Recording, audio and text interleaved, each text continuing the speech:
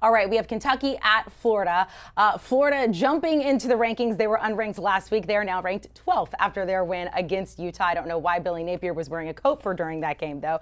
But let's talk about this game. The Gators favored at home by 5. The total is 51 and a hook. Brady, we'll start with you. You know, if this game was in Lexington, I might feel a little different about it. And I do have concerns about Florida after such a kind of emotional win, if you will, to open the season in the Swamp versus Utah, a team that they're home underdogs for. You know, how do you get revved back up? Well, it's SEC play. I don't think it'll be that difficult. And you've got one of the better teams in the SEC East, led by Will Levis, who's one of the more prolific quarterbacks in college football. So they better be ready for this one. But like, this is a coming out party, you know, for me with Anthony Richardson. If he continues to play the way and put together some of the highlights like we saw versus Utah, he's going to be a Heisman candidate. And when we saw Travis Etienne's little brother, a stud out of the backfield too, make his impact. So, look, Florida's got playmakers all over the field. I think bottom line is when you compare these two rosters, Florida's just a better roster and more talented, even though I might say Will Levis is further along as a quarterback at this point. Look, we got to give credit to UK's defense.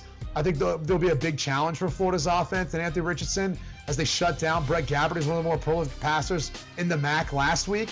But without Chris Rodriguez, I think that takes away one of the better playmakers for UK. So I'm going to lay the 5 points. Don't feel great about it, but I think this is going to be a great game, one of the better ones in the weekend. Oh, by the way, I like the over in this one, Danny. I think there'll be a decent amount of scoring.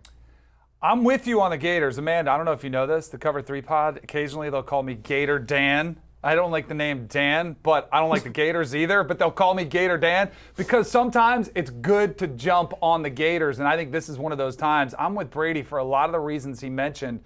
I think Billy Napier inherited a really talented roster, and it's funny because Dan Mullen got run off for not recruiting well enough, but he still had top 10 classes. The Gator fans were just mad he didn't have top 2 or 3 classes the way Kirby Smart was.